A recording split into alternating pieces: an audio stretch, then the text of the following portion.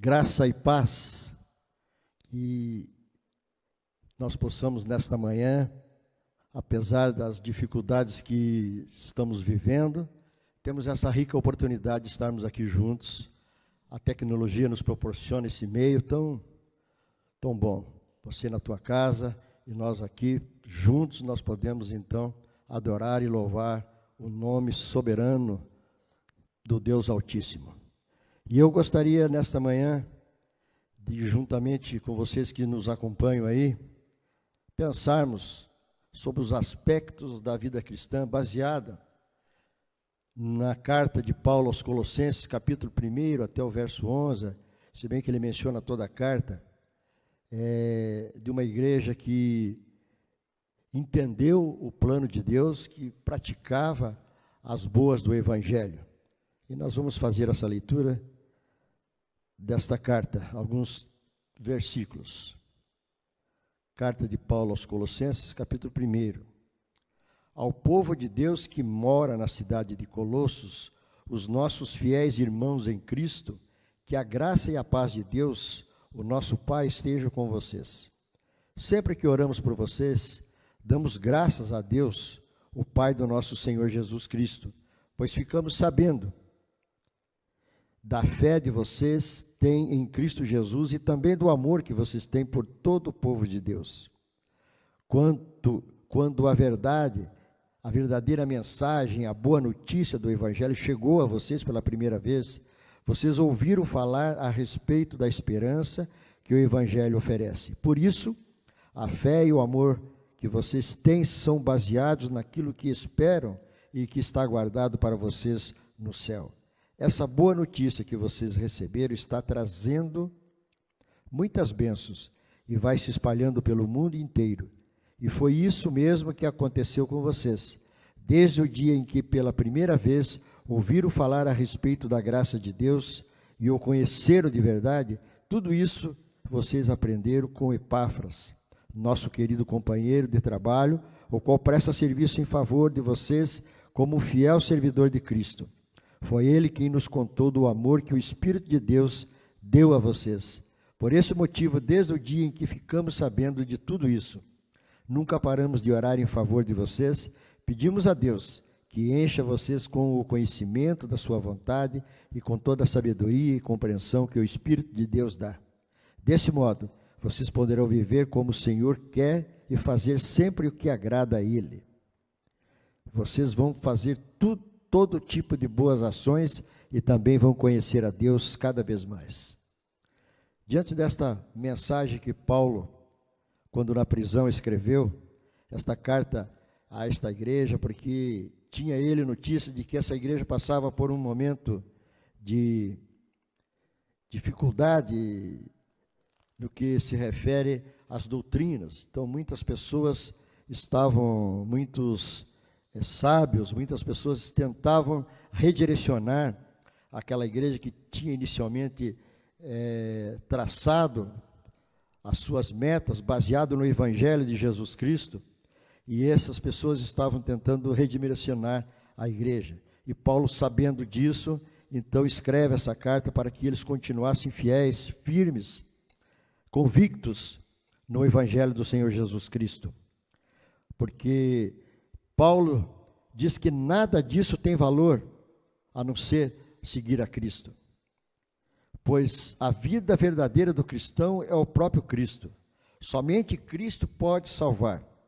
Somente por meio dele os pecados são perdoados. Portanto, Paulo anima os colossenses a que continuem fiéis, tendo a sua fé constituída sobre um alicerce firme e seguro, e que não sigam ensinamentos inventados por qualquer um. Paulo fala sobre a nova vida que os cristãos têm por estarem unidos com Cristo, e como essa vida se manifesta especialmente no amor de uns para com os outros. E acima de tudo, tem o amor, pois o amor une perfeitamente todas as coisas. Os aspectos da vida cristã que nós selecionamos aqui, pelo menos 3, que Paulo nos instrui nesta carta. Primeiramente, nós falamos sobre o sentido de gratidão a Deus. O segundo, sobre a bondade. E o terceiro, sobre a comunhão com Deus. Nós vivemos em um mundo em constante mudanças.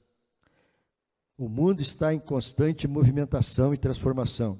A natureza desempenha o seu papel, a gente observa as estações do ano, todos os dias as 4 estações mudam e interferem sobremaneira sobre uma série de situações no mundo.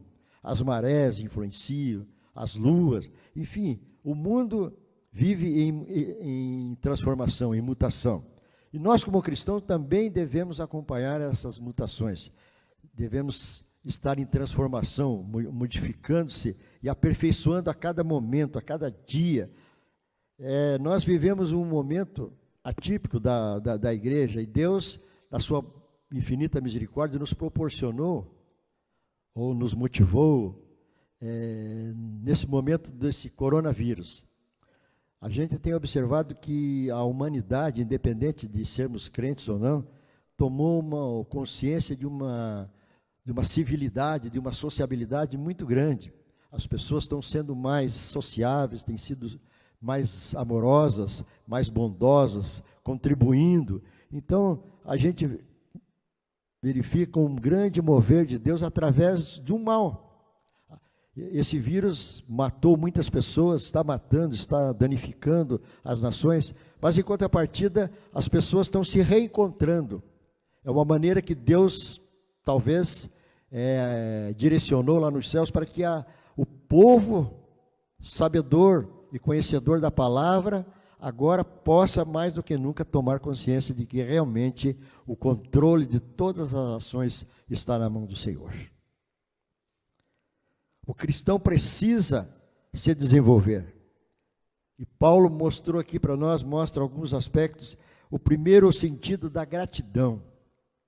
Esse é o sentimento, a virtude mais nobre de que o cristão pode exercer. Deus sabe distinguir com plena convicção aquele que é um mero espectador, um mero bajulador, daquele homem de gratidão.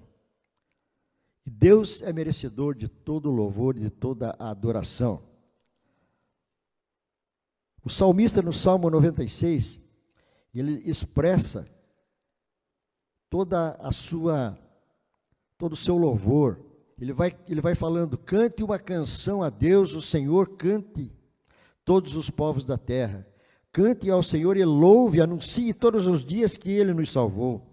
Fale da sua glória às nações, cante os povos as coisas maravilhosas que Ele tem feito. O Senhor é grande e merece todo o nosso louvor. Ele deve ser temido mais do que todos os deuses, pois os deuses das outras nações são somente ídolos. Mas o Senhor fez os céus. Ele está cercado de glória e majestade, poder e beleza enche o seu templo. Louvem o Senhor todos os povos da terra, louvem a sua glória e o seu poder. Deem ao Senhor a honra que Ele merece. Tragam uma oferta e entrem nos pátios do seu templo. Curvem-se diante do santo Deus quando Ele aparecer. Trema diante dele toda a terra. Digam em todas as nações: o Senhor é Rei. A terra está firme no seu lugar e não pode ser abalada. Ele julgará os povos de acordo com o que é direito. Alegrem-se a terra e fiquem contentes o céu, ruja o mar e todas as criaturas que nele vivem. Alegre-se os campos e tudo que há nele. Então as árvores dos bosques gritarão de alegria diante de Deus o Senhor, pois Ele vem governar a terra com justiça e sem parcialidade. Ele governará os povos do mundo. Temer a Deus sem limites é a primeira determinação de Deus. É o primeiro objetivo do homem na terra, quando Deus criou o homem, para que o homem fosse sua criatura, mais do que isso, seguisse os seus preceitos, que obedecesse para que ele pudesse permanecer em paz. O livrar e atuar naquele momento de dificuldade. E nós vivemos hoje um momento que também expressa algo para que nós possamos, com mais intensidade, verificar esse quesito de gratidão diante de Deus. O homem, muitas vezes, assume determinadas posturas, pela sua altivez, pela sua condição, ele deixa Deus um tanto de lado. E quando nós evidenciamos essa epidemia, quando nós evidenciamos esse pavor do mundo, Deus fica mais refulgente, Deus fica mais apreciável, a conduta nossa passa a ter uma outra condição, porque nós verificamos a nossa pequenez diante dessas coisas que acontecem no mundo.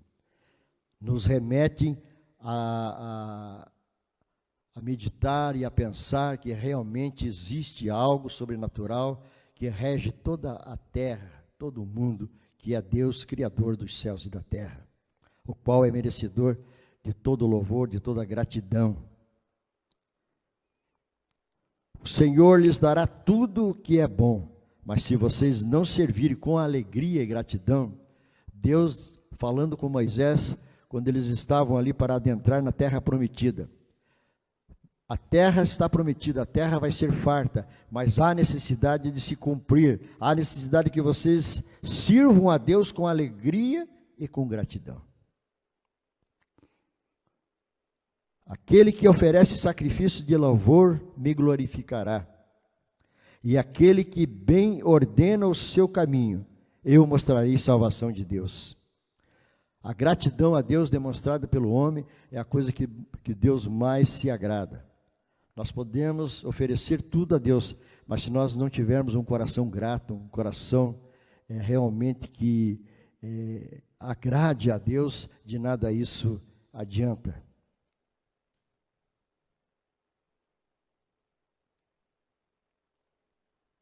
O apóstolo Paulo, ele faz muitas menções nas suas cartas no Novo Testamento. Na segunda carta a Coríntios, no capítulo 9, no verso 12, ele vai falando: faço muitas orações de gratidão. Mais para frente, a carta aos Efésios, ele: digam palavras de gratidão. Na própria carta que nós lemos aqui no verso 16 do capítulo 3, ele fala: louvem a Deus com gratidão no coração. Ao nosso Deus pertence toda a gratidão. O povo de Deus tem que ser grato a Deus pela sua existência, pela sua vida, por tudo que Deus tem nos proporcionado. O outro aspecto da vida cristã é a prática do bem. E nós estamos evidenciando hoje, nesses dias de dificuldade, essa prática do bem. Talvez pessoas que nunca tiveram a tendência ou puderam praticar o bem, estamos vendo, puderam ser tocados por esse clima que foi tocado no Brasil. Houve uma sensibilização geral, as pessoas parecem que se tornaram um pouco mais bondosas, um pouco mais amorosas. Então, e isso agrada a Deus, e a prática do bem, é isso que Deus requer, é um dos aspectos da vida cristã, é um dos aspectos que Deus deixou para que nós pudéssemos cumprir, pudéssemos fazer e praticar as boas do Evangelho, as boas novas do Evangelho, que é amar o próximo como a si mesmo, dar aos pobres, ajudar aqueles que têm necessidade e carência. Então não existe nada de novo, mas simplesmente, como nós falávamos no início, tudo se precisa se renovar, tudo precisa se transformar. E hoje acontece algo no mundo, que é exatamente para que o povo se conscientize, para que o povo possa renunciar a algumas práticas que anteriormente estavam fazendo e adote uma nova postura de vida, uma nova conduta mais sociável, mais amigável, e que desta maneira Deus se agrada. É a prática do cristianismo, é a prática do Evangelho, fazer o bem, praticar o bem. O crente deve ter a natureza de Cristo e produzir o que este produzia. A prática do bem deve ser desinteressada e sem egoísmo. E Paulo enaltece aqui a igreja de Colossos, porque eles entenderam essa missão. Quando ele se refere aos santos aqui no capítulo 4, ele vai, no verso 4, ele vai falando que as pessoas entenderam, estavam praticando, estavam se ajudando, estavam fazendo o papel para o qual a igreja foi criada e foi instituída ali naquele lugar. Eles entenderam plenamente o id e o amar de Cristo. É o que nós hoje precisamos nos recompor, nos reconstituir, nos formatar por essa nova dinâmica que o mundo se apresenta diante das dificuldades, diante das coisas. E segundo o que nós, como cristãos, já sabemos, os tempos já são findos e as coisas daqui para frente vão acontecer. Esse coronavírus foi um prenúncio de algo que nós evidenciaremos no futuro. Portanto, Igreja de Jesus Cristo, se posicione. Igreja do Senhor Jesus, tome consciência de que isto é um chamado de Deus, é algo que Deus permitiu para que nós pudéssemos nos recompor. É mais uma oportunidade daquele que não aceitou a Jesus Cristo. Você que me ouve nesta manhã e ainda não confessou Jesus Cristo como teu único e suficiente Salvador, eu digo para você, é uma oportunidade ímpar. Hoje, aceite a Jesus Cristo como seu único e suficiente Salvador. Deus está nos dando esta rica oportunidade, nesta manhã bonita, de podermos estar aqui fazendo este culto de uma forma que até então nós não tínhamos visto, pelo menos aqui na igreja, mas a tecnologia e tudo nos deu essa condição de nós estarmos aqui hoje, esse privilégio de podermos anunciar a palavra do Senhor através da tecnologia. Estamos aqui em 3, mas representando toda a igreja, todo um aparato, todo um sistema que até então nós não tínhamos disponibilizado, mas hoje temos essa rica oportunidade de anunciar que Jesus Cristo é Senhor e que Jesus Cristo vai voltar um dia, e está próximo. A carta aos Hebreus, no capítulo 13, no verso 16, não negligencies igualmente a prática do bem e a mútua cooperação, pois com tais sacrifícios Deus se compraz. Então, nós estamos vivendo um tempo e um momento ideal. Se você ainda não praticou algo que seja dentro desse esquema que estamos vivendo hoje, de relacionar, de fazer o bem, tome a sua parte, faça aquilo que agrada a Deus, pratique o bem, porque a carta aos Hebreus é enfática, não negligencies igualmente a prática do bem e a mútua cooperação, pois com tais sacrifícios Deus se compraz. Deus nos proporciona a condição de recebermos aquilo que pedimos em oração através da nossa prática. O apóstolo João, escrevendo a sua primeira carta, ele diz: recebemos dele tudo o que pedimos, porque obedecemos aos seus mandamentos e fazemos o que agrada a Deus. E hoje nós temos, às vezes, algumas evidências diferentes disso, de que se você praticar X, Y coisa, você vai receber. Mas o apóstolo João fala com clareza: recebemos dele tudo o que pedimos, porque nós obedecemos aos seus mandamentos, não só o mandamento, mas os seus mandamentos, e fazemos o que agrada a ele. É o momento de nós agradarmos a Deus, de fazermos as coisas para Deus, para que nós possamos ter os nossos pedidos, as nossas orações também atendidas. E veja só que o livro de Provérbios nos diz: os bons são abençoados. Lá no 7 do capítulo 10, ele diz: os bons serão lembrados com uma bênção, porém, os maus logo serão esquecidos. Ele ainda vai falando: não deixa que os bons passem fome. A palavra dos bons são como fonte de vida. A palavra dos bons são como a prata fina. Ser bom é ser algo tremendo diante dos olhos de Deus.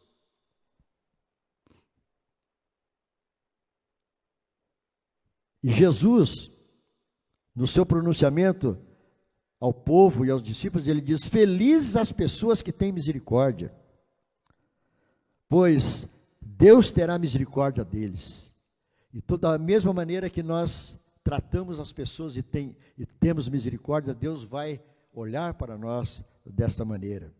A prática do bem é algo que enaltece e enobrece a vida do homem.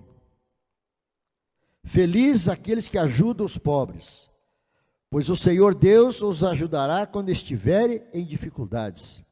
Talvez esse é um momento oportuno para que nós pratiquemos essa verdade, escrita aqui no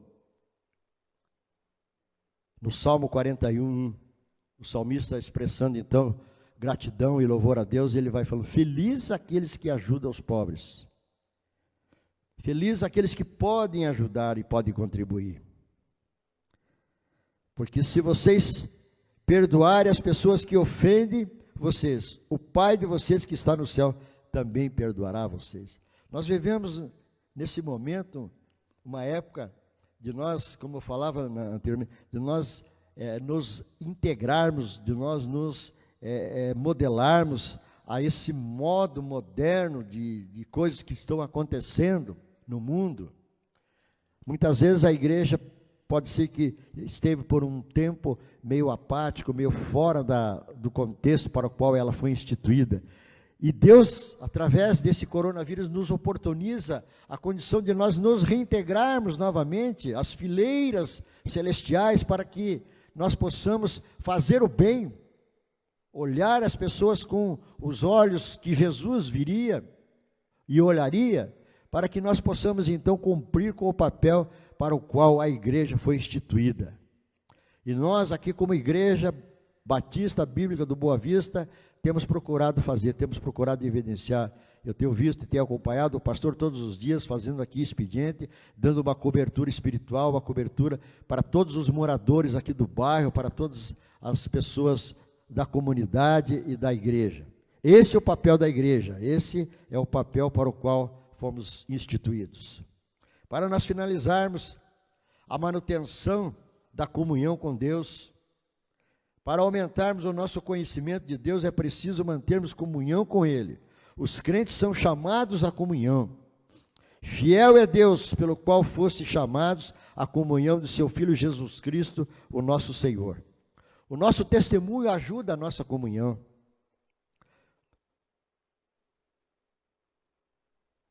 Todo aquele que permanece nele não vive pecando. Todo aquele que vive pecando não viu e nem conheceu Jesus Cristo. É o que o apóstolo João diz. No Evangelho de São João, no capítulo 15, Jesus vai falando algumas coisas. Ele vai dando um ensinamento para o povo. Continuem unidos comigo, e eu continuarei unido com vocês. Pois assim, como o ramo só dá uvas quando está unido com a planta, assim também vocês só podem dar frutos se ficarem unidos comigo. Eu sou a videira, e vocês são os ramos. Quem está unido comigo, e eu com ele, esse dá muito fruto, porque sem mim vocês não podem fazer nada. Quem não ficar unido comigo, será jogado fora e secará. Será como os ramos secos que são juntados e jogados no fogo, onde são queimados.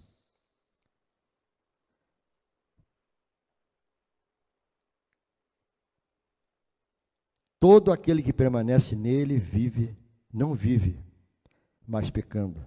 Mas todo aquele que vive pecando não viu e nem conheceu a Deus. O salmista diz, prestando culto e devoção a Deus, ele vai falando: agrada-me fazer a tua vontade, ó Deus, pois dentro do meu coração está a sua lei. Porque qualquer que fizer a vontade do meu Pai Celeste, esse é meu irmão, esse é meu irmão, a minha mãe, segundo a palavra de Jesus. É exigida a dedicação de todo o coração. A manutenção desta comunhão com Deus faz parte do nosso contexto. não servindo à vista, como para agradar a homens, mas como servos de Cristo, fazendo de coração a vontade de Deus. E nesta manhã, meus queridos, meus amados, todos aqueles que nos ouvem, nos seguem aqui pelo Facebook, que nós possamos colocar a nossa vida e respaldar a nossa vida dentro desses aspectos. Como é que está a tua vida cristã? Ela está dentro desse contexto em que nós falamos, desses 3 aspectos? E se ela, porventura, não tiver, você precisa fazer uma recomposição de tudo aquilo que você tem feito até hoje e possa, lá na tua intimidade, pedir a Deus a orientação necessária para que você possa seguir os preceitos que Deus exige para todos nós que o seguimos e todos nós que o aceitamos um dia.